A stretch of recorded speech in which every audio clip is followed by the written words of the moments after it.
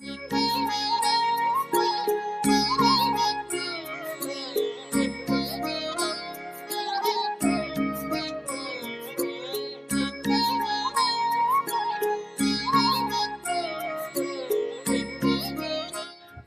में परीक्षा का महत्व। व्यक्तित्व की क्षमता का मापन परीक्षा है। शैक्षणिक संस्थान इसके लघु रूप हैं। प्रकृति सबसे बड़ी परीक्षणशाला है जो आजीवन परीक्षा लेती है। नित्य आने वाली चुनौतियों से लड़कर ही जीवन प्रभावी और गतिशील बनता है। अतः परीक्षाएं संघर्ष को जन्म देती हैं और संघर्ष जीवनी शक्ति को। यही जीवनी शक्ति मनुष्य को दीर्घजीवी बनाती है। अतः परीक्षाएं दीर्घ जीवन का आधार हैं। भले ही एक बीज स्व अस्तित्व की आहुति देकर वृक्ष बनता है, किंतु परीक्षाएं समाप्त नहीं होती। सर्दी, गर्मी और वर्षा में झंझावातों के थपेड़े अहर्निश उसकी जीवनी शक्ति को ललकारते हैं।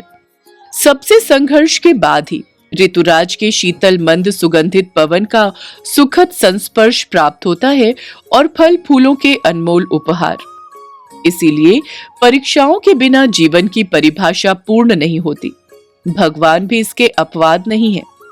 भीषण युद्ध के बाद भी जब रावण का अंत नहीं हो रहा था, तो अंतर्व्यथित श्री राम ने 8 दिवसीय शक्ति उपासना का संकल्प लिया। देवी को समर्पित करने के लिए स्वयं 108 कमल पुष्प लाए। भक्त की एकनिष्ठ साधना से यद्यपि देवी प्रसन्न थी, किंतु परीक्षा आवश्यक थी।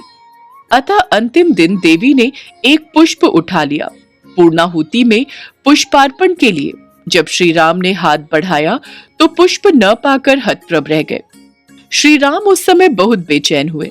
एक रघुवंशी के लिए वचन का क्या महत्व है, यह उनसे अधिक कौन जानता है। सद्य उन्हें स्मरण हुआ कि मां मुझे राजीव नयन कहती हैं। अतः 2 नेत्र कमल अभी शेष हैं। इन्हें अर्पित कर अपनी साधना पूर्ण करूंगा।